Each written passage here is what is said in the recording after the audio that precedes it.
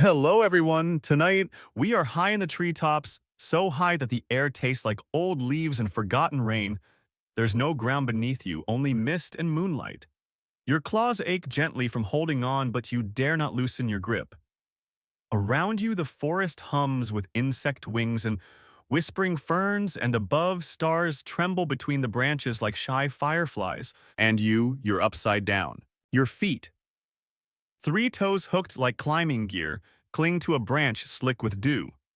Your tail muscular and impossibly dexterous coils twice around the bark and tugs in rhythm with your heartbeat.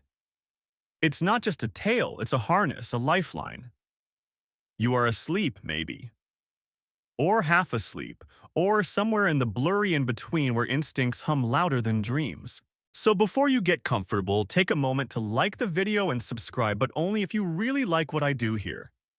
Drop your location and the local time in the comments. Let's see how far across the canopy we stretch tonight. Now turn off the lights, maybe turn on the fan for some soothing noise, and let's get started tonight. There are no mattresses in this world, no caves, no nests in the dirt. The forest floor might as well be lava, except it's worse. It's full of things with teeth and time. Up here, sleep is vertical and survival is suspension. You are part of a bizarre branch of theropods who've chosen a third path between flight and fight-float. Your rib cage rises slowly, then stills. You sleep with your eyes open mostly. Not out of drama, but necessity. A flicker of light across your vision might be the difference between digesting beetles and becoming a midnight snack. Now humans think of dinosaurs as lumbering lizards, or at best sleek raptor-type gym bros. But you are lean, hollow-boned, covered in fuzz like a dandelion left too long in the wind. Your toes flex backwards, not for running, but for clamping. You look less like a tyrannosaurus and more like a goth chicken with a flair for acrobatics. It's around midnight when you twitch awake, not from sound, but from air. A shift in pressure, a subtle chill, a movement too careful to make noise. You lift your head upside down your neck, as curved like a violin scroll, and scan below. There's a predator down there, four-legged, heavy. You don't know its name, but you know the sound of its breath. Slow, wet, curious. It doesn't hunt with speed, it hunts with patience. You don't move. Your heartbeat doesn't either. Your kind has perfected the art of stillness. You know how to blend into shadow, how to pretend to be fungus or rotten fruit, or just another limp branch. The predator grunts. It circles the base of your tree, sniffs a fallen feather, looks up, but only a little. See, here's a dirty secret about life on land: predators rarely look up. Evolution is cheap that way. They've spent millions of years training their eyes forward to chase and ambush and charge. Trees. Trees are set dressing. You're a ghost in the rafters. Now, you probably think hanging upside down would give you a massive headache. You'd be right if you were human, but you're not. Your circulatory system evolved pressure valves in the neck arteries, like built-in plumbing regulators. Your lungs don't collapse. Your blood doesn't pool. You can sleep like this for hours, though it does wonders for your posture. You blink. Slowly. Your nictitating membrane, a third eyelid, slides across like a windshield wiper. The predator's gone. You think. Time passes differently in the canopy. It's not linear. It's leaf-shaped. You don't remember falling asleep again, but you must have because you're dreaming. In your dream, you're not alone. There are others. Dozens of your kind upside down, scattered across branches like wind chimes. Some smaller, some older. One of them hums a sound so deep it vibrates your ribs. It's not a call. It's a heartbeat you can hear. Then you wake again fully this time and realize it's real. A juvenile is hanging from the opposite branch, upside down and swaying slightly. Its tail hasn't yet learned the double wrap it drapes like an amateur hammock. You chirp a warning, soft breathy. Kid's gonna fall. It chirps back defensive, annoyed. Typical teenager. You glance up at the stars. One of them blinks. Nope, that's a firefly. Another blinks back. That's not a firefly. That's a reflection. From eyes. Somewhere not far, another of your kind is watching you. But you're not afraid. You're part of something older than fear, something nocturnal and synchronized. A movement. A species that chose not to fight gravity but to trust it. Odd fact for the night, jellyfish can sleep even though they have no brain. Which means sleep predates thought. It's older than dreaming. That same raw compulsion flows through your veins, now guiding you toward another slumber. Historians still debate whether creatures like you developed this upside-down habit out of necessity or evolution gone rogue. Some suggest your ancestors fell and learned to hang before they learned to land. Others believe it began with stalking insects at dusk, hanging to strike, then sleeping by accident. The truth may never be clear, but the branches remember. And so, as the wind sighs and the leaves murmur lullabies in the dark, you breathe in. Your tail tightens, your claws reset, and once more you give yourself over to the sway and creak of ancient limbs. You fall asleep upward. When the sun rises, you're still upside down because of course you are. The branches rock gently, and somewhere nearby, a bird-like thing with too many colors screeches like someone dropped a kazoo down a canyon. You don't even flinch. Morning doesn't mean danger, it means warmth. And for you, warmth is everything. You adjust your tail first. It's thick, muscular, and astonishingly articulate, not like a monkey's prehensile tail, but more like a tensioned coil with a built-in reflex. It unspools slowly from the branch, then rewraps, checking the friction, the bark texture, the angle. You can wrap it clockwise or counterclockwise depending on which limb you need free. Some modern reptiles still use their tails for balance or signaling, but you sleep in yours. Your feet are just as specialized. 3 long toes and 1 backward-pointing spur, all tipped with hooked claws like old climbing gear. They don't just grip, they lock. Think carabiner, but evolved. You could hang unconscious and still not fall. In fact, some of your kind did. Fossils have been found with claws still curled around long rotted tree branches, suspended for eternity like ornaments of extinction. The joints in your legs and hips bend in strange, almost unnatural ways. Your femur curves slightly inward. Your knee rotates more than it should. If a human orthopedist looked at your x-rays, they'd faint. But it works for hanging, for twisting, for catching yourself mid-fall, and just casually rolling into a new grip. You stretch your neck, a long counterbalanced arc of bone and sinew. Your vertebrae are hollow, filled with air sacs like those in birds. That's right. You're light. You weigh maybe 20–25 pounds, less than a toddler, but with talons. Here's your historical fact for today. Some species of early Paravian dinosaurs, especially those from the late Jurassic, developed elongated limbs, reversed first toes, and large tail quills that suggest arboreal lifestyles. Not flight, not ground stalking, but climbing, clinging, maybe even sleeping where others only hunted. Your species, though, you took it a step further. You didn't just visit trees, you built a life around their limbs. As you shuffle along the underside of a thick branch, your body almost horizontal. You look like a marionette someone hung upside down and forgot to animate. But every movement is calculated. Your balance isn't perfect, but your margin for error is high. If you slip, your tail catches. If that fails, you fall no more than a few feet before another claw finds another perch. And as you move, you smell. No, not like you stink. You smell things. The forest has a scent, language fungus and rot pine resin and cold bark, the faint citrus of nearby fruit that's probably 40% poison. But there's something else. Fur. Mammals. That's not good. You pause, nostrils flaring, tongue flicking slightly, like you're tasting the memory of danger. Small mammals like to nest in hollow trees and they're territorial. Some bite, some carry diseases, and some are just rude. You slink away from the opening, retighten your tail, and hang motionless again. From a distance, you look like a seed pod, Or maybe a deflated balloon. Definitely not breakfast. Now, here's your odd fact of the section: sloths can actually lose their grip and fall to their deaths while trying to go to the bathroom. Seriously, that's why you don't risk bathroom breaks on the forest floor.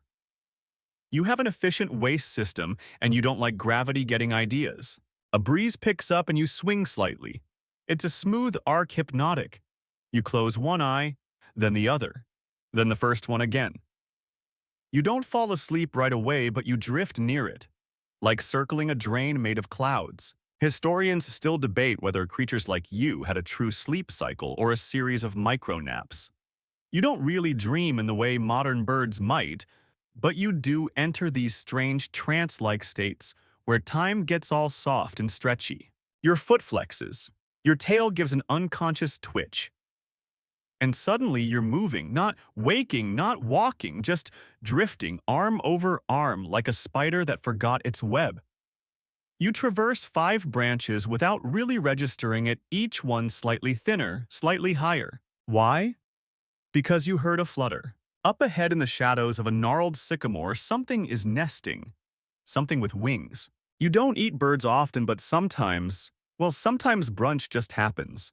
You reposition yourself, head down, tail, tense, claws poised. Every muscle goes still, ready to spring, ready to hang again, ready to adjust mid-air if you mess up. This isn't flying. You can't fly. You don't even want to fly. Flying is for creatures who trust the air. You trust gravity. You leap silent fast upside down and vanish into the canopy, a blur of feathers and instinct. You land like a whisper, not on the bird, mind you. It was too quick, too twitchy, and it flapped away in a panic with a scream that echoed across the canopy like a bad harmonica solo. But you didn't need it. You weren't really hungry. You just needed the practice. What matters is that you didn't fall. Your claws gripped the next branch like old friends, and your tail snapped back into its coil without hesitation. Hanging upside down is not a pose, it's a lifestyle. One mistake and you're a funny-looking stain on a leaf. Down below, something hears that bird's shriek and comes sniffing. It's back. That predator from earlier. The one with breath like spoiled eggs and teeth that don't close all the way. Its nostrils twitch as it lumbers through the underbrush, pushing through ferns like a bad mood in physical form. It pauses beneath your tree and lifts its snout again. Again, it doesn't look up. You watch it dead still. You could be a knot in the bark, a patch of moss, a leaf that evolved anger issues. You don't blink, you don't breathe. You wait. It snorts, offended by something. Then finally it turns and wanders off, muttering low growls like it's got a grievance with the whole ecosystem. You let out a tiny chuff of breath. Not a sigh, dinosaurs don't sigh. But maybe the spiritual cousin of one. You shift your weight, slightly rotate to a new angle. Being upside down isn't static. You have to adjust to blood flow, to tension in the muscles, to wind direction. You're basically a living hammock with anger management issues. Fact time: many modern birds, including owls and nighthawks, can rotate their heads close to 270 degrees. Your kind could manage about 180. Not for dramatic horror movie moments, just so you could keep an eye on things below and above. Hanging upside down without visibility is basically writing your own obituary. Now here's something weird. You're safer up here hanging like a bat than you would be standing in plain sight, because predators don't expect it. It's like how humans often forget to lock their back doors, overconfidence in what's familiar. Ground-based hunters expect dinner to run. You disappear vertically. So you were born to live in the blind spot of death. And you're not alone. A rustle above you. Then another shape drops into view upside down, of course, and swings beside you like it's no big deal. It's one of your kind. Older, maybe. Or just cockier. They sway slightly closer and click their beak at you. It's not a threat. It's more like still alive nice. You click back. Barely. They shuffle sideways on the branch, hanging from just 1 foot for a second, like they're auditioning for a prehistoric circus. You hate them just a little. The two of you hang in companionable silence for a while. You sway in the breeze like damp laundry on a forgotten clothesline. Somewhere far off, thunder growls under its breath. Rain's coming. You can feel it in your joints. Even ancient creatures get creaky sometimes. You shift your feet again, this time locking into a different patch of bark. The texture matters. Dry bark slips. Wet bark tears. Moss is death. You learned that the hard way once. You don't talk about the moss incident. Your companion clucks softly and swings off to another tree, vanishing into the canopy with a kind of fluid, silent confidence that makes you want to punch a branch. Not out of anger, just envy. Odd fact of the night, koalas sleep up to 22 hours a day. They're the introverts of the marsupial world. You're not quite that lazy, but let's be honest, you spend a lot of your time just chilling. Movement costs energy, and energy is life. Historians still debate whether your kind ever built nests. Some fossilized impressions show possible scrape patterns suggesting makeshift platforms. But most agree that you didn't build anything, your nest was gravity. Your bed was wherever your claws landed and your blanket was wind. Below that, predator returns again, persistent thing. It circles the base of your new tree, huffing, clearly annoyed that dinner keeps floating just out of reach. You stay still. A leaf falls beside you and lands on its back. It shrieks in terror and bolts into the underbrush like a toddler who just saw a spider. You almost laugh. Almost. You remember something, then briefly, suddenly. A sibling, maybe. One that didn't get the hang of hanging. One that thought the ground was fine, that it was just being dramatic. You remember the sound of bones snapping, of something swooping in before you could help. That's why you stay off the ground now. That's why you cling tight, even in sleep. Sleep, yeah. It's pulling at your edges again. You yawn silently upside down. The wind shifts. A branch creaks. You don't move. You let it cradle you. Because in this ancient forest of nightmares and whispers, being invisible is the closest thing to safety. And being upside down, that's the closest thing to home. The forest settles finally. It's that thin slice of time just before dawn where the air stops moving and the silence feels padded, like everything's holding its breath. You're still upside down, your tail curled, your limbs loose but ready. And then, as if some internal switch flips, your body decides it's breakfast time. Not climb down and nibble a bush breakfast. No, you prefer something more dramatic. You loosen your grip. Not all the way. Just enough to dangle free like a wind chime made of feathers and grump. Your body begins to swing slowly at first, then more, gaining rhythm. This isn't for fun, it's physics. You're building a pendulum. Because your hunting technique isn't about stalking or sprinting, it's about falling. Your eyes lock onto a target below, a small lizard-like thing rummaging in the leaf litter. Oblivious, delicious. You time the swing, flex your tail, and on the third pass you release. Not like a jump. More like letting gravity do all the work while you focus on aim. You plummet. Branches blur. Leaves tear. The world turns sideways, then right side up. Your legs unfold like spring-loaded scissors, and just before impact you twist. Thump. Claws hit soft earth. Not a sound from you, but the little creature toast. You snatch it up in your beak-like snout and scurry up the nearest trunk before anyone else smells breakfast. Your limbs grip bark with practiced ease, and within seconds you're back in the canopy, full belly dangling again like nothing happened. This is what makes you different. Most dinosaurs are all stompy feet and dramatic roars. You're more like a ceiling ninja with bird feet and bad dreams. Now, here's your authoritative historical tidbit. Some late Jurassic theropods like Scansoriopteryx and Yichi had elongated fingers and membranes, suggesting gliding capabilities. Others showed adaptations for climbing, possibly ambush hunting. Whether they were truly arboreal is debated, but your kind, you don't dabble. You dominate the treetops. You don't glide much, not yet. Your proto-wings aren't strong enough, more like a parachute system, really. If you fall, you drift, not soar. A controlled crash is still better than a fatal plummet. You sit perched now instead of hanging. A treat. Let the claws breathe. The prey item wriggles once more and is gone. You don't even taste it, really. Just warmth protein motion ended. Odd fact of the day. Spiders when jumping often spin a silk thread behind them just in case they miss like a bungee cord.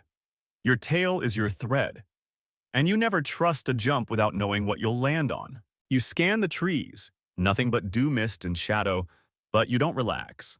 Because you remember the lesson. Once you miscalculated. Not the jump, the landing. You hit a slick branch, missed the next and fell. Straight down. 3 stories of sheer terror. The forest floor is worse than any nightmare. It's wet, not soft. You bounced, lay stunned. The leaves above looked so far away. You tried to climb, but the bark was wrong, the angle off. Something hissed nearby, too fast, too close. You don't remember getting back up, just that you did, and that you never slept close to thin branches again. Historians still debate whether your kind had territory. Fossil sites show overlapping footprints and perches, but no signs of nests or burrows. It's possible you wandered tree to tree, never calling one branch home for too long. More like an upside-down nomad. You climb again higher this time, not for safety but for sunlight. The dawn has finally cracked the horizon and the warmth feels like forgiveness. Your feathers absorb it, heating your blood just enough to make movement easier. Your joints click softly as you stretch. Up here, the world looks gentle. Golden light mist curling, birds preening. It's a lie, of course, but a beautiful one. You spot another creature smaller hopping between branches. Not food, not kin. Just another resident of this vertical town you live in. You blink at each other, then both look away. Respectful silence. You each have your secrets. You rewrap your tail and dangle again. The morning sun filters through the leaves, dappling your body with warmth. For now, the hunt is done. The danger has moved on, and the branch holds steady. You lick your lips, a habit, not a need. There's a small cut there from yesterday's misstep. It's healing, though. You're tougher than you look. You think about the lizard, not out of guilt, but curiosity. Why was it out so early? Maybe it had a plan. Maybe it had a nest. Maybe it made the same mistake as you once did, believing the ground was safe. It wasn't. You curl tighter, not asleep, not awake, just existing in the branches between sunbeams and hunger. Waiting for the next chance to fall on something. The forest below yawns, stretching into day. But you're upside down. You're watching from above. You're the drop that never warns, the branch shadow that moves just wrong, the gravity-powered ghost of a time before memory. It's midday now, and the air has thickened into that weird soup that only prehistoric forests can cook up, equal parts humidity, pollen, and the kind of damp heat that makes bark sweat. You're awake, barely. Still dangling upside down. Tail curled, claws, locked eyelids, half drawn like a curtain on a bad matinee. And you're grooming yourself. You start with your chest gently tugging loose, a bent feather with your beak. Not a flight feather. Those are wishful thinking. These are more like velvet, soft and dense, keeping your scrawny frame insulated in the breeze. You work methodically. Tug, preen, twist, flick. One patch near your neck itches. Probably mites again, or maybe tree sap, or existential dread. Either way, you scratch it with your hind claw like a dog, then flinch when the bark shifts beneath your foot. A squirrel-sized thing hisses at you from a branch above. You glare. It glares. You both know neither of you has the energy to escalate this. It scrambles away in a flurry of fur and attitude. You return to preening. Here's your historical nugget. Many small theropods evolved complex feather structures long before true flight appeared. Feathers weren't just for flying, they were for insulation, mating, display, camouflage, and yes, the occasional fall cushion. Think Swiss Army knife, but fluffier. Yours are patchy. Thick on your limbs, sparse on your sides. The tail feathers are denser, not decorative, but functional. They help you steer when you leap or fall. You once had a brush with disaster when a chunk tore off during a mid-air twist. Spun like a maple seed. Didn't stick the landing. still limping a bit. You pluck a broken shaft and let it drift away on the breeze.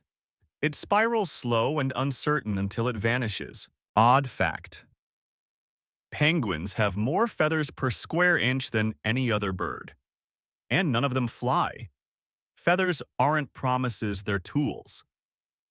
Yours are old tools inherited from ancestors who may or may not have climbed, glided, or crash-landed with dignity. You hear a buzz, then a tickle near your eye. A bug. You snap at it with your beak miss and nearly tumble. You hiss, more embarrassed than angry, and adjust your grip. The bug wins this round. Somewhere in the canopy, another of your kind hisses a call. Not urgent, not mating, just a status update. A still here sound, you chirp back. You're not social, not like mammals, but you're not entirely solitary either. Sometimes you hunt together. Sometimes you just hang nearby, literally. It's less community and more proximity. If something big shows up, it's better to have witnesses or bait. You shift again, checking the balance of your weight on the branch. This one's thick, sturdy, wrapped in moss and half-dead leaves. You tap it twice with your tail habit. Once you slept on a limb that cracked in the night. Woke mid-fall. Saved yourself barely. Never forgot the sound. Historians still argue over how well-coordinated your feather care was. Some believe your grooming was instinctive. Others suggest complex behavior, maybe even social grooming. But what's clear is this: you didn't just evolve feathers. You maintained them. You understood their worth. You pause your grooming and stare out through a curtain of leaves. Below, a herd of something big and dumb is grazing. You don't know the species, but it's loud, round, and smells like wet stones. Prey. Not worth the effort, but they attract predators, and predators make you nervous. You listen. Wind, leaves, the buzz of insects, the gentle thunk of something falling off a tree, a lizard, a fruit, or a hunter. You tighten your grip without thinking. Your tail curls another inch, locking you into your high hammock of paranoia. A shadow moves. You hold still. It's nothing. Or at least nothing yet. Might be another of your kind. Might be something that wants to test gravity from the other end. You finish preening and finally let yourself relax, if that word even applies to upside-down dinosaurs. The sun filters through your feathers, warming your belly. A few ants crawl across your leg, but you ignore them. You've made peace with bugs. They'll win eventually. You let yourself drift again. Half sleep, half aware. Dreaming maybe. In the dream, your feathers grow longer, stronger. You leap and you don't fall. You fly, not glide, not crash. Truly fly. The trees fall away and the sky holds you. Then you wake because something bit your toe. It's a moth. You sigh. If your kind ever flew, it wasn't you.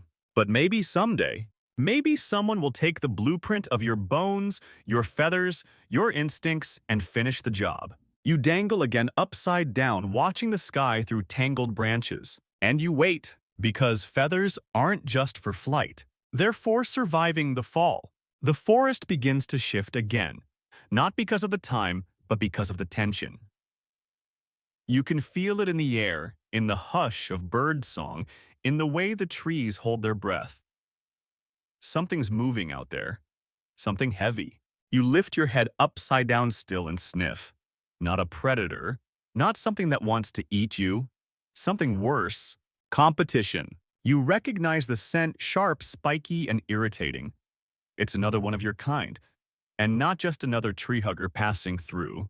It's that one. The one who thinks he owns this stretch of forest. The one who once knocked you off a branch just because you glanced at a beetle he wanted. You tighten your tail around the limb, flex your toes, and settle into a still pose. Maybe he'll pass. Maybe he's in a better mood today. But nope. A scaly snout pokes down from a branch 3 meters above. Then 2 long arms swing into view, claws scraping bark. He's bigger than you. Not older, just more obnoxious. Think alpha energy, but upside down. He drops into a lazy hang a few branches away, swaying casually. His eyes lock on yours. You chirp, neutral. He clicks, not neutral. It's on. Now, humans might imagine dinosaurs fighting with roars and bites and dramatic slow-motion tail whips, but that's not your style. This is aerial combat. Upside-down tree foe. You shift position, spreading your limbs like a starfish. He does the same. A slow spiral begins, both of you swinging, slightly adjusting angles, judging reach. There's a rhythm to it, like a dance choreographed by gravity and grudges. Suddenly, he lunges. You drop. He misses by inches, claws slicing air where your neck just was. You swing low, wrap your tail around a thinner branch, and yank yourself sideways. He scrambles along his branch, hanging by one foot like a circus act gone wrong. You hiss and kick out, connect with his shoulder. He grunts, surprised, and swings back. It's less like a brawl, more like two drunk trapeze artists arguing over parking. You twist, dangle, flip around, hang by your arms for a moment. He follows, claws out, teeth bared. But you're smaller, lighter, faster. You let go. Fall, twist, catch, swing. He tries to follow and picks the wrong branch. Snap. The limb gives. Not enough to drop him entirely, but enough to embarrass him. He scrambles, claws, flailing tail flapping like a broken sail. You cling to your spot 3 trees over, breathing hard, watching him glare from his new lower perch. You chirp again, this time it's smug. He chirps back, more of a growl, and retreats defeated. For now. You shake out your limbs and retighten your grip. Your heart's racing, but your face is calm. That's just how things work up here. Territory is fluid, status is temporary, and gravity always wins. Historical note. There's fossil evidence suggesting that some small theropods engaged in ritualistic display fights, feather-flaring posturing, and quick strikes rather than outright battles. The trees don't leave bruises in stone, but the bones tell stories. Scratches, broken claws, dislocated joints.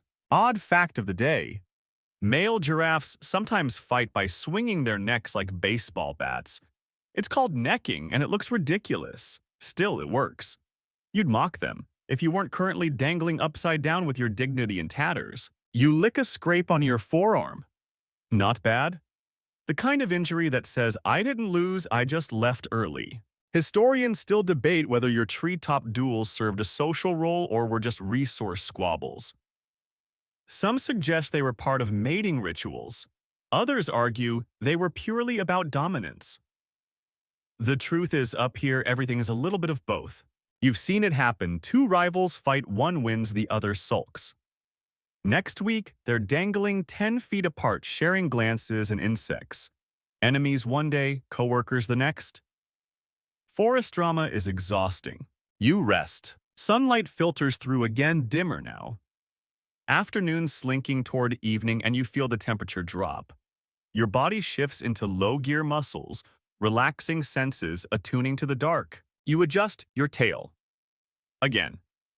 Always with the tail. You remember the first time it locked without your permission, some early instinct kicking in while you slept? You woke up confused, half asleep, dangling from a sapling like a forgotten wind ornament. That tail saved your life. Twice. Maybe more. It's not just a limb, it's a philosophy. Stay wrapped, stay ready, stay above it all. The branch sways gently in the breeze, and you sway with it, finally calm again. Your breathing slows. The fight's already fading into memory, and tomorrow you'll probably argue with him again, but for now you hang alone. Triumphant, slightly bruised, feather-ruffled and satisfied, the forest resumes its rhythm beneath you, and you sleep, upside down like a survivor. There's a creak, not loud, not sharp, but long and low and wrong. You wake instantly, eyes wide, claws instinctively clenching, tail coiling tighter around the branch that's no longer quite right. The branch shifts beneath you again, subtle but definite. You've been in this exact nightmare before. It's breaking. Panic crawls up your spine. Not the flailing scream until you die panic. No, this is the cold, calculating kind. The kind that memorizes escape routes and checks the wind. You know this tree. You've slept on it for 3 nights. You trusted it. But trust, like branches, can rot from the inside. You loosen your grip just enough to glide, not fall. The branch dips with your weight shift a hair's breadth from snapping. And then it does. Crack! You're already in motion, tail whipping free limbs, snapping open like a sail catching wind. You drop with purpose, carving a path through vines and leaves like a feathered javelin. You aim for another branch just ahead, but you miss. You hit the next one lower, a bad angle, and bounce. The wind rushes out of you. Your claws skid. Your tail lashes too late to catch the momentum. You fall. Not far, 4, maybe 5 meters, but it's far enough. You hit the ground, and just like that, you're in hell. The forest floor is wrong. Everything's too loud, too wet. You can smell rot in every direction. Your feathers sag. Your eyes scan every shadow. Every twitch of undergrowth is a death sentence waiting to be signed. You stay still, so still. Then you bolt, scrambling for the nearest tree claws, scrabbling for bark that isn't shaped for your grip. You climb awkward, slow, like a lizard learning yoga. The branches are too low here, too flimsy. Everything creaks, nothing holds. You freeze when you hear the snort. Something's near, something big. It wasn't following you, but now it smells you. Predators love panic. You press yourself against the bark, heart hammering, body trembling. You hear footsteps, soft, measured, terrifying. It's close, too close. One wrong move and you're a lesson in how nature recycles protein. Then, a grunt, a sniff, and silence. You don't breathe. Minutes pass. Hours, maybe. Eventually, the sounds fade. The smell drifts. And you're alone again. Alone on the worst real estate in the entire forest. You finally slowly begin climbing. Not just up, away. Your legs ache. Your tail shakes. Your breath is shallow. But your mind is locked on one thing: higher. Always higher. Eventually, you reach a thicker branch. Sturdier, safer. You wrap your tail like it's hugging a long-lost sibling and just hang, limp, shaking, alive. Historical fact. Some fossil sites show skeletons of small theropods in strange upright poses. Originally thought to be sleeping positions or burial quirks.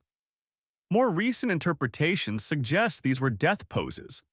Animals that fell perhaps while roosting and were preserved in the very position they died. But you didn't die. You remember the last time something like this happened? You were younger, stupider. You'd picked a sap-heavy tree. Sap weakens bark, makes it brittle. You fell then too, but that time something was waiting. You ran for 3 days, didn't sleep, didn't eat, just ran. You swore you'd never trust a low branch again. Odd fact. Some bats fall asleep so deeply they lose muscle control and fall mid-sleep, only to catch themselves in a mid-air reflex they don't remember. You're not a bat, but right now, you wish you had that reflex. Historians still debate whether your kind had true REM sleep. Some evidence suggests short bursts of brainwave activity consistent with dreaming. Others argue your sleep was closer to a reptilian torpor, a power nap with teeth. But what everyone agrees on is this: falling asleep was dangerous. Falling while asleep. Worse. So you change the rules. You no longer hang from mid-canopy branches. You test every grip twice.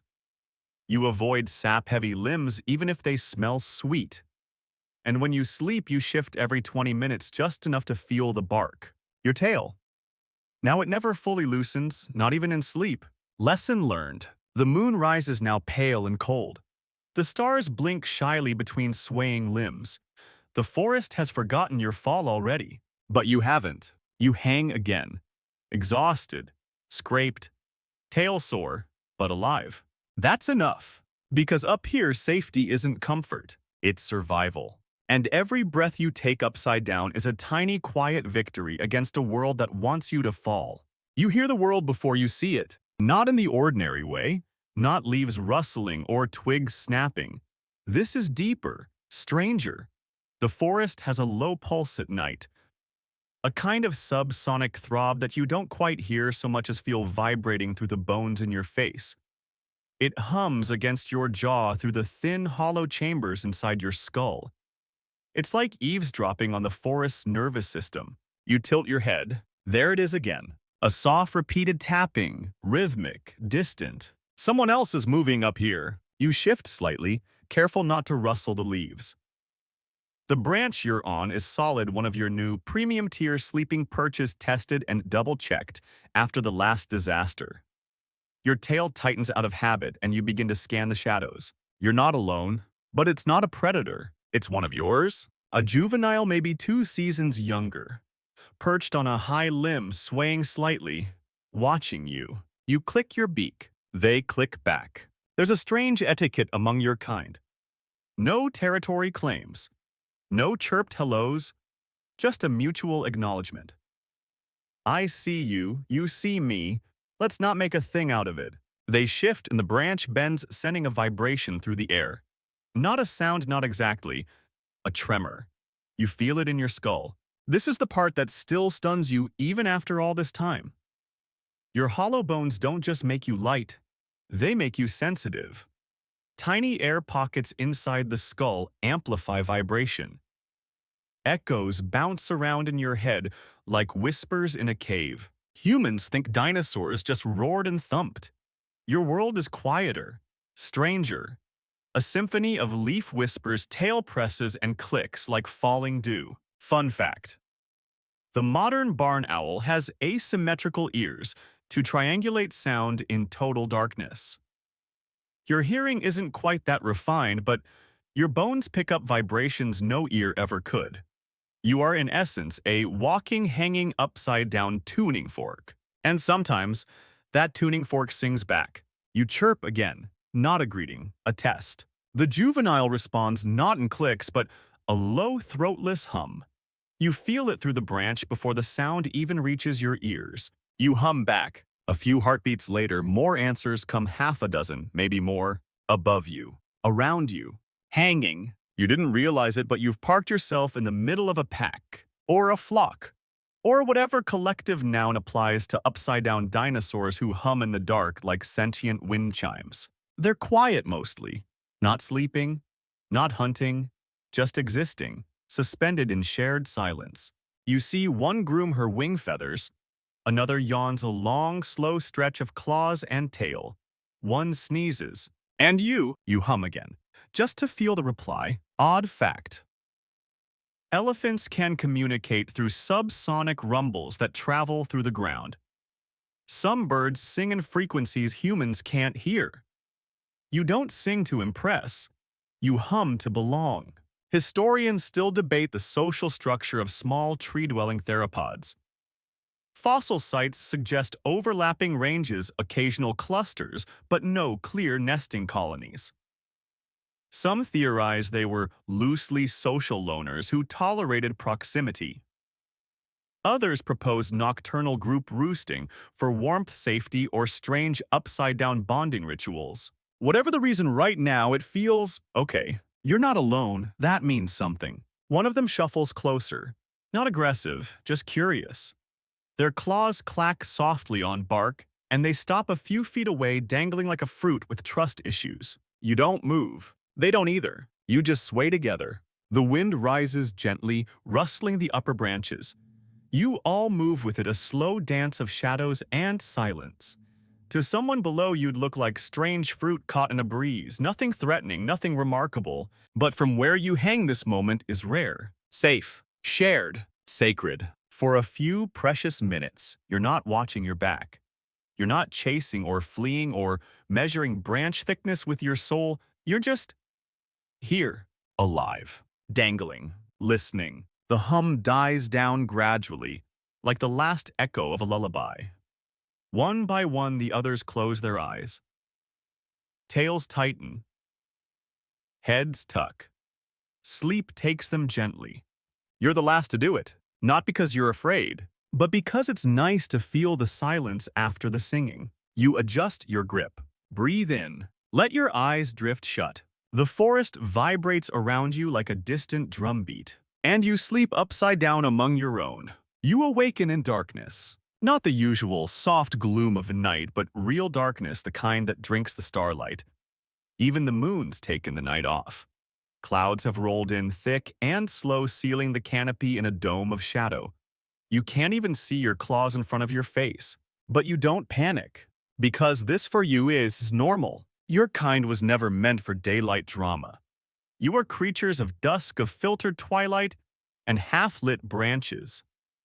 But in total darkness, that's when the real magic happens. You shift your weight slightly. The branch doesn't creak, your tail doesn't slip.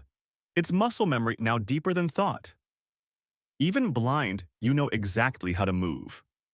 One limb at a time. Quiet, precise. Below you feel vibrations in the wood, tiny ones, multiple, light. Others are waking, not in a frenzy, not all at once. Like popcorn kernels in a pan, one stir, then another, then a dozen. Branches tremble faintly as your kind reanimates. You sense them, even if you can't see them. Dozens of you, maybe more. Suspended, silent, swaying. And then in unison, the movement begins. Not a march, not a flight, a hanging migration. You move together across the treetops. A slow drift from one cluster of branches to the next. Not coordinated like geese in formation, more like stars shifting in the sky. No leader, no command, just a shared rhythm as if you're all plugged into the same ancient beat. Historical footnote. Certain species of bats form sleeping colonies in trees dangling in synchronized patterns to conserve heat and deter predators. Some scientists believe they navigate each other in complete darkness using subtle wing pulses and air pressure changes. You don't use wings, but you feel the air when one of your kind passes close. It brushes your feathers like a soft question. Occasionally, two of you bump in midair. There's a quick click, a tail slap, a pivot away. No fights, just course correction. You swing to a new branch. It smells of fungus and cold rain. You grip it without thinking. You've never seen this limb before, but it already feels like home. Because in this moment, it's not about familiarity, it's about trust. Trust in your tail, your balance, your instinct. Odd fact, the planet Uranus rotates sideways compared to every other planet. Just decided one day to ignore the rules and do its own thing. You feel a certain kinship with Uranus. As the drift continues, something begins to happen. A pattern, a formation. You realize it's not just a directionless crawl. The group is spiraling, slowly, deliberately, downward. A lazy coil of movement like an ancient cyclone made of feathers and claws. You've seen it once before as a juvenile. A communal descent toward a central glade. A place not visited often, a place your kind only returns to on moonless nights. There's no logic to it, no evolutionary explanation that sticks, just instinct, tradition, maybe even something like ritual. Historians still debate whether prehistoric animals exhibited anything like tradition. Ritual behaviors are hard to fossilize, but in some species, patterns persist across generations. The same trees visited, the same paths followed, the same upside-down sleepwalks through memory. You reach the outer edge of the glade. Branches curve overhead like rib bones. The trees part just enough to create a bowl of darkness. In the center, one enormous tree half dead, its trunk hollowed by age and lightning. You know this place. You've never been here, not really. But somehow you remember. The others gather in the limbs surrounding it all, facing inward like spokes in a wheel. You follow, slotting into an open branch. Your tail curls, your claws settle, your eyes adjust, but the dark remains complete. And then, stillness. No one moves. No one hums. No one breathes too loudly. It's not sleep. It's not waiting. It's remembering. You don't know how old this ritual is. Maybe it started with your ancestors, the first ones to climb instead of crawl. Maybe it's older than feathers, older than memory. You feel it in your bones that you are not just a creature of instinct, but of inheritance, of habit, of mystery. The glade holds its breath, the trees do too, and somewhere in the silence you feel something shift. Not fear, not danger. Just time. Time folding in on itself. Wrapping around you like leaves around a fossil, sealing this moment in place for something someone to find millions of years from now. You don't understand why, but you don't need to. You're part of it. The spiral, the silence, the sleep, upside down and wide awake. And maybe, just maybe, dreaming. A wind begins to rise. Not a gust, but a slow breath exhaled from the depths of the forest itself. It curls around your feathers, tugs gently at your limbs, sways your branch as if asking, "Are you sure you want to stay still tonight?" You don't answer. None of you do. The glade remains suspended in its ritual hush. No movement, no sound. Just the soft creaking of ancient limbs bearing the weight of a dozen, 2 dozen sleepers, all clinging to the world by the thinnest of threads and tail grips. But then something changes. The silence fractures. Not from danger, from desire. A soft chirrup so delicate it could be mistaken for a breeze through reeds comes from the far side of the spiral. Then another, then a second rhythm joins in lower pulsing. And suddenly, you know, it's starting, the dance. You've heard of it before, seen flickers of it as a hatchling in your mother's shadow. The strange, moonless ballet your kind performs high in the trees with no audience but each other, and no purpose anyone's ever agreed on. Historians still debate whether these nocturnal gatherings served a mating function, a social bonding exercise, or were simply instinctual behaviors without a clear evolutionary benefit. But tonight, you don't care what scientists will argue about millions of years from now. You just want to be part of it. You lift your body with a slow, deliberate movement, tail still curled, claws finding careful purchase on the branch. Then you let go, not to fall, not to hunt, but to join. The swing begins, side to side, forward and back. Small at first, barely enough to shift the shadows. But then another joins in. Then another. Dozens of upside-down dinosaurs swaying in rhythm like living pendulums. Not in unison, but in harmony, each movement independent yet connected to the others by invisible cords of instinct. It looks like chaos, but it feels like music. You twist your torso, kick out a limb, spin slightly, then recurl into your hang. The motion isn't showy, it's subtle, controlled. It's not about being seen, it's about being felt. A juvenile next to you tries a flourish, kicks both legs, nearly slips, chirps in embarrassment. You click back in amusement, then slow your sway to let them catch the beat again. Odd fact. Some species of birds engage in synchronized mating dances that only occur under specific moonlight phases, complete with mirrored hops and head tilts. Your kind has no moon tonight, but you have the rhythm in your bones. And so you swing, and spiral, and sway. Across the glade, one of the older ones performs a maneuver that makes you wince, a corkscrew rotation while hanging from only the tail. Show off. You try a small spin of your own, get halfway, and have to re-grip before you embarrass yourself. Still, it's not about the moves. It's about the moment. The dance builds. Not faster, not louder, just wider. The branches themselves seem to breathe with the motion. The leaves shimmer in the darkness. You'd swear the trees are watching. Then comes the final phase. A pause. Everyone stills for a breath. Then release. All at once, dozens of bodies let go. Not to fall, to fly. Not real flight, no. You don't have the wingspan, you don't have the lift, but you glide, float, drift on currents and instincts through the open space of the glade. Tails straight, limbs wide, feathers catching the wind like ghostly sails. You fall sideways through the dark heart, light claws open. You pass others mid-glide, a flash of eyes, a chirp, a grin. Then you catch a branch and lock, swing, stillness, breath. Your chest heaves not from effort but from joy. That's what it is. That's what the dance is for. Not to impress, not to compete. To remember what your body can do. What gravity can be when you make it your friend. You hum, not loud, just a little vibration through your tail. Others hum back. The glade goes quiet again, not solemn, satisfied. You curl tighter into the branch claws, easing back into their grip.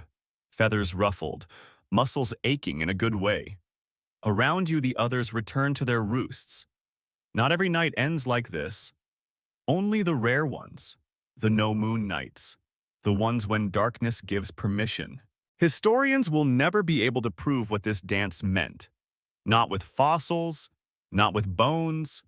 You leave no tracks when you dance in the air, but you'll remember. So will the trees. And maybe if the wind's just right, so will the stars. You don't remember falling asleep, but you remember the dream. It's not vivid, just fragments like dust on old feathers. There's light, but it's green. Not the sun, something deeper. The kind of green that grows on the inside of eyelids. And movement slow spirals like the Glades dance, but stretched out, exaggerated. And then, falling. Not like before. Not panic falling. A float. A slide. Then you wake. You blink slowly, eyelids stiff with sleep, and realize your tail hasn't loosened. Good. You're getting better at this. Still upside down. Still breathing. The sky above is tinged with violet. Dawn is sharpening its teeth. You can feel the light coming before it arrives. Something about the temperature, or maybe just your body knowing it's almost time to switch back to hiding mode. But for now, there's quiet. You twist slightly, adjusting your grip, flexing one limb at a time.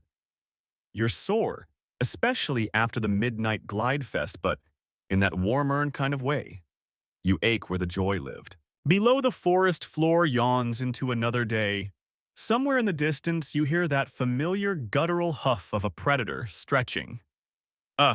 Morning, people. You curl your tail again and nestle into your hang. And then a strange sensation, not in your body, in your head. A flicker of light behind your eyes.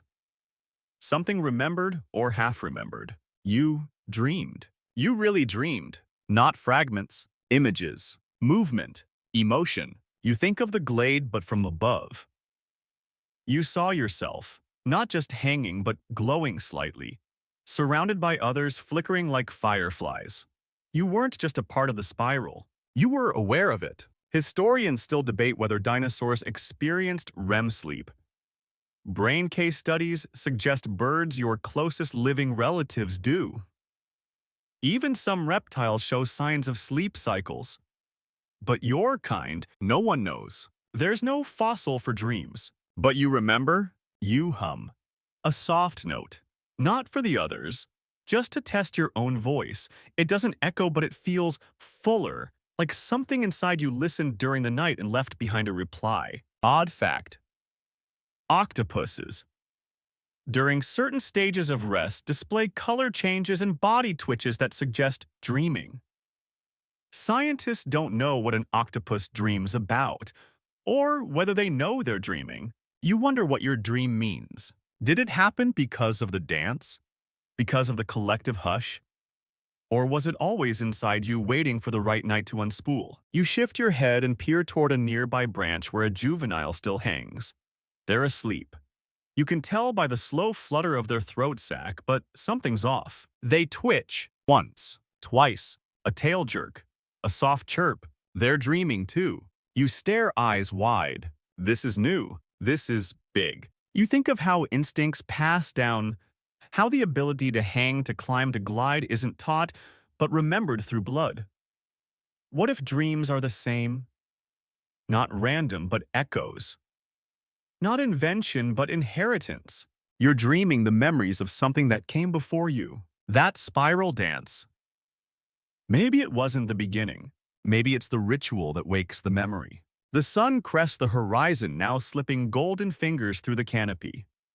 Around you, others begin to stir, soft chuffs, creaks of limb against bark tails uncoiling like sleepy snakes. No one speaks. No one needs to. You all dreamed last night. You know it. It lingers in the way you blink slowly at one another, in the way you stretch. There's a heaviness not from fatigue, but from remembering something you never lived. One of the elders clicks their beak and glides silently away.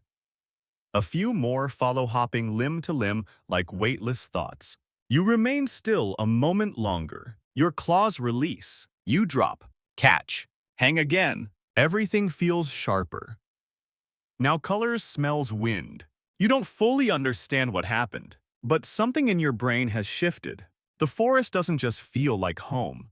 It feels like a story, and maybe for the first time you know you're a character in it. The air is dry, too dry. You feel it in the bark first, crumbly flaking like old parchment. The leaves crinkle louder under your claws.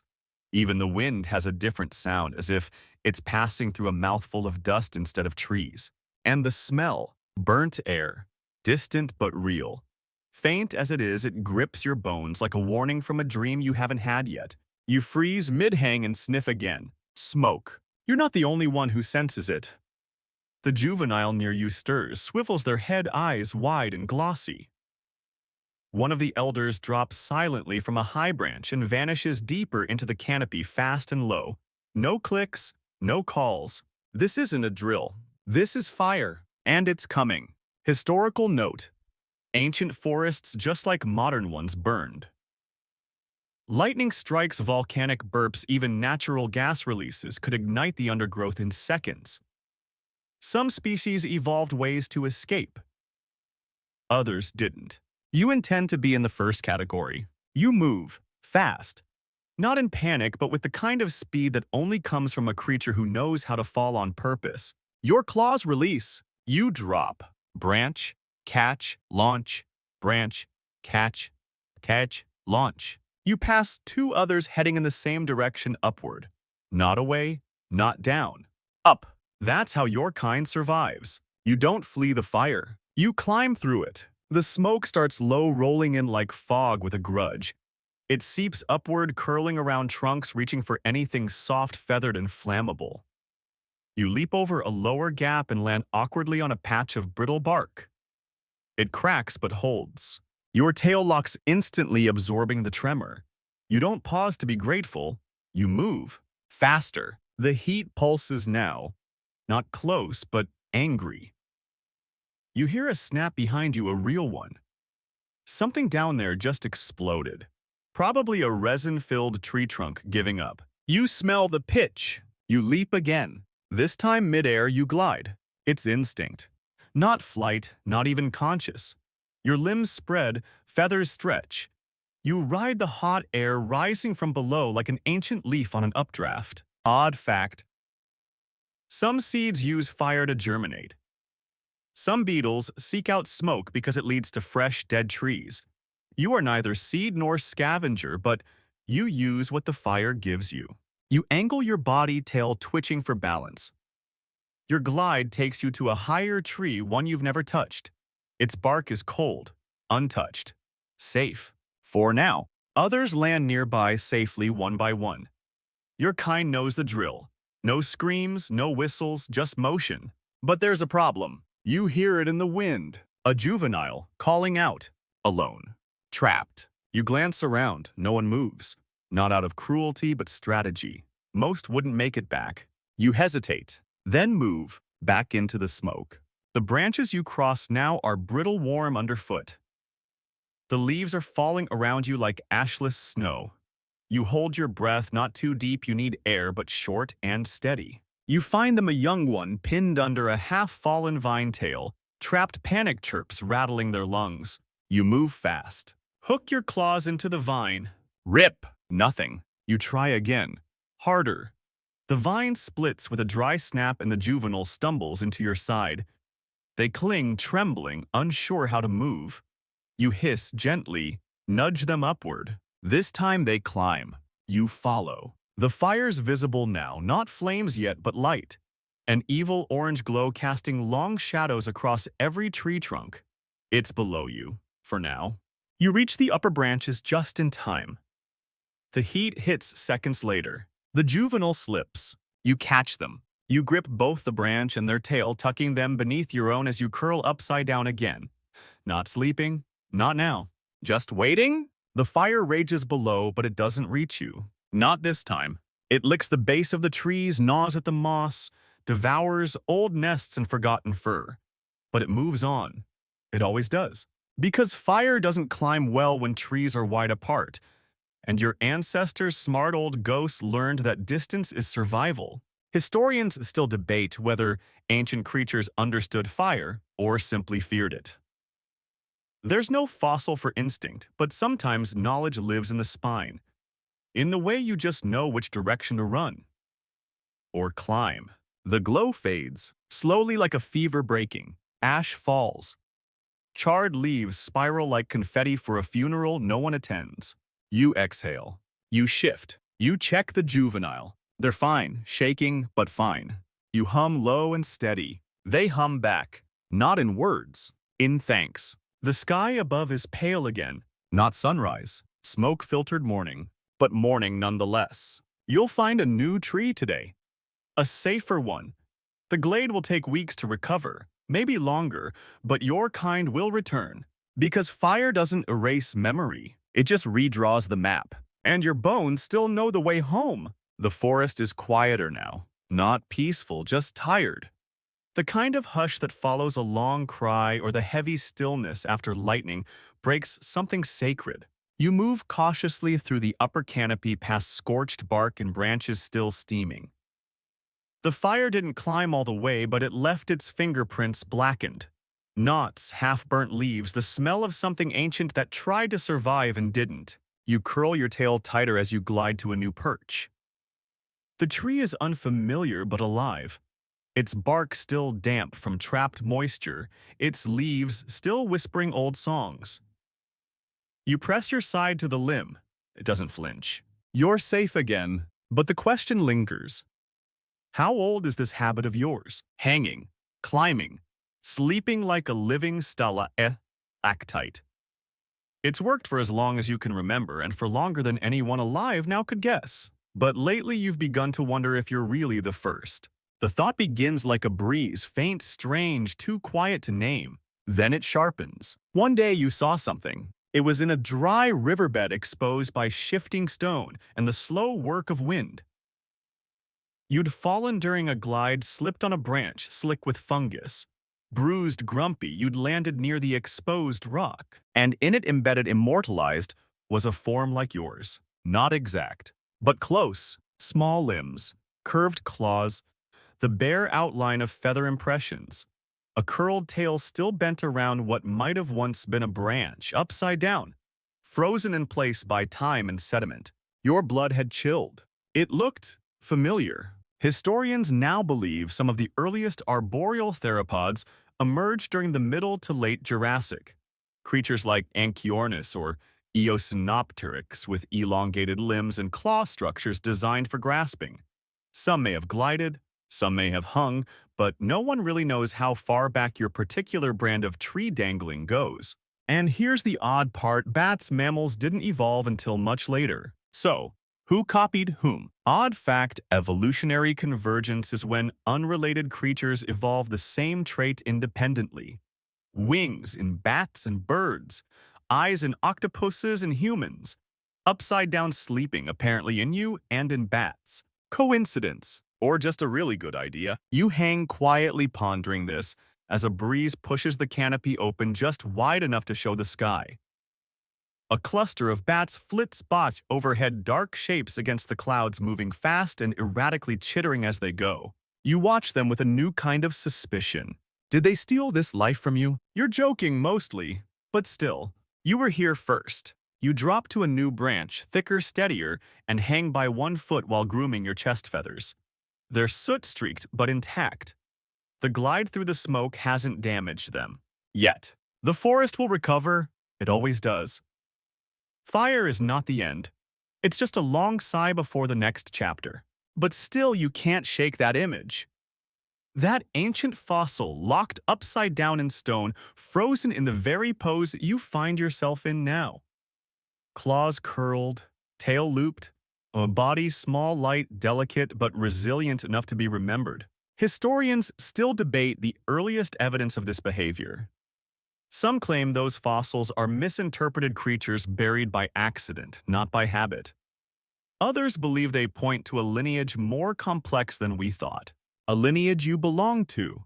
Not the biggest, not the strongest, but clever, quiet, and somehow still here. You shift in your hang, letting the wind cool your underside.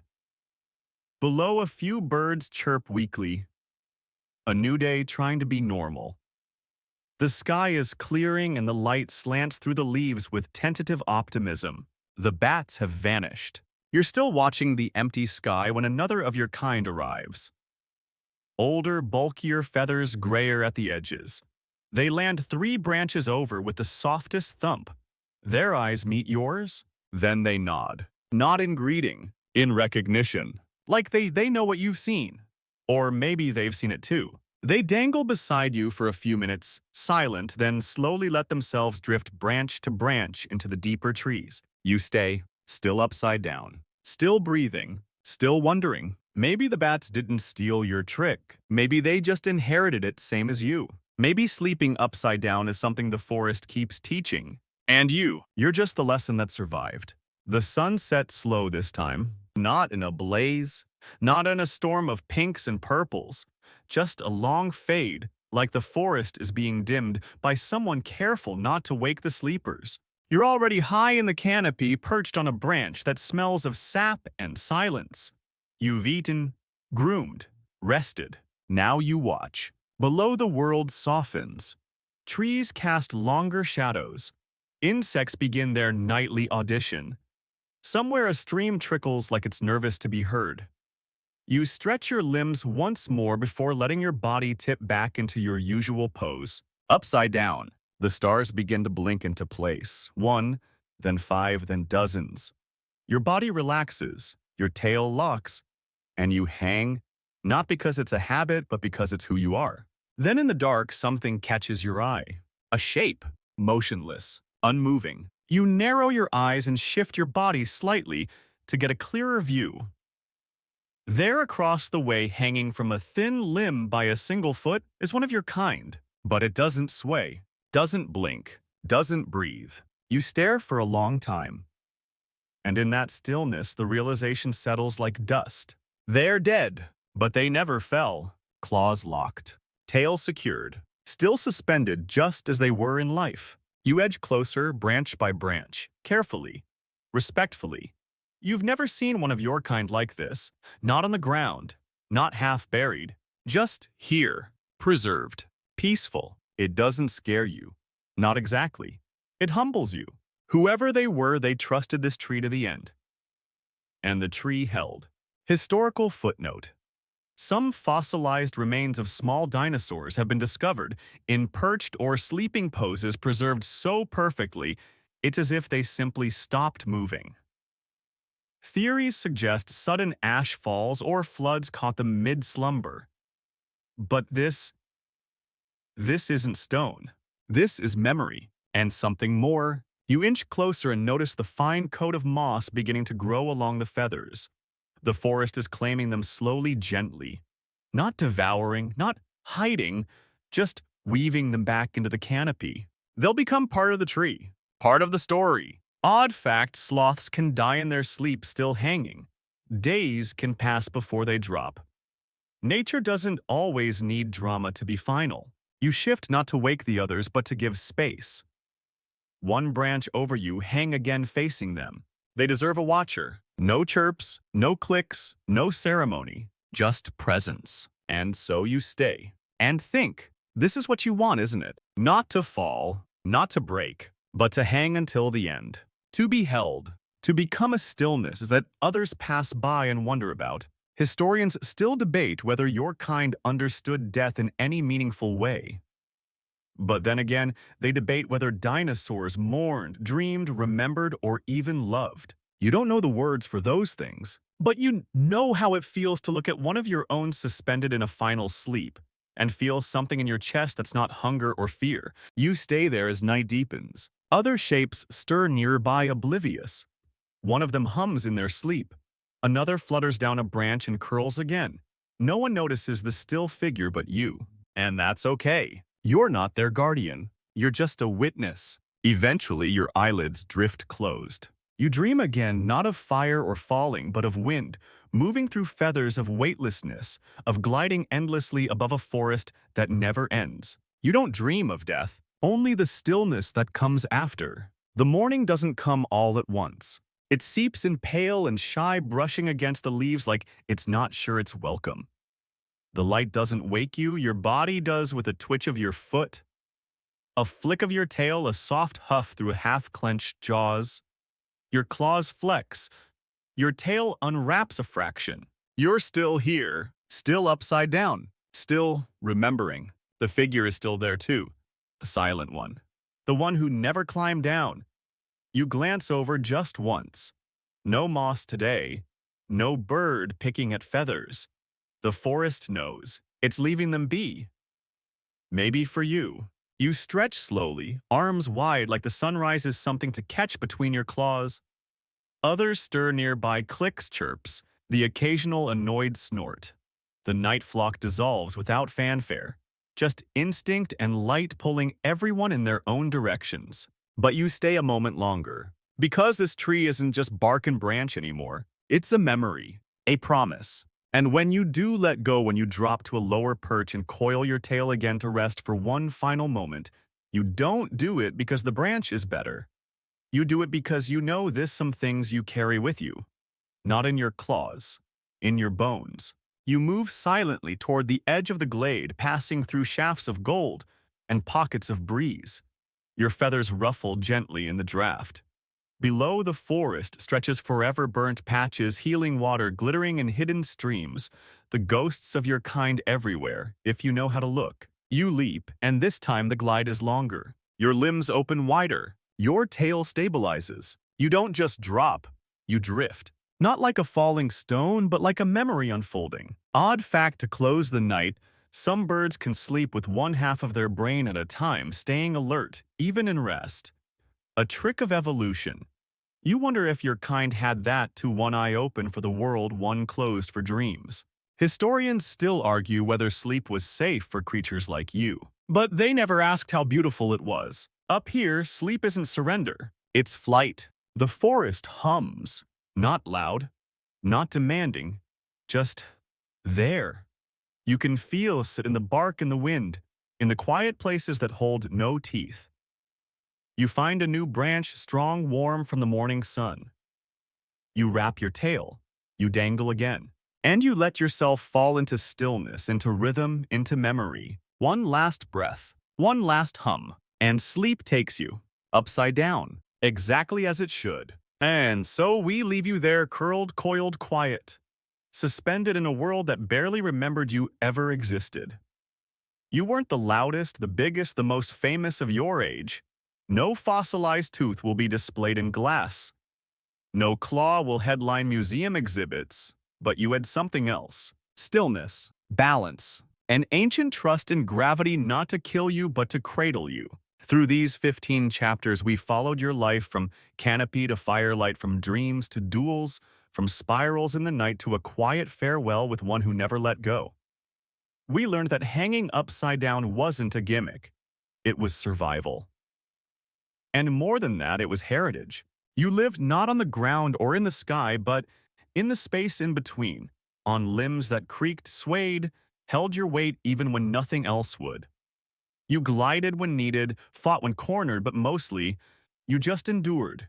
Quietly, elegantly, invisibly. The forest changed, burned, healed, but you stayed aloft.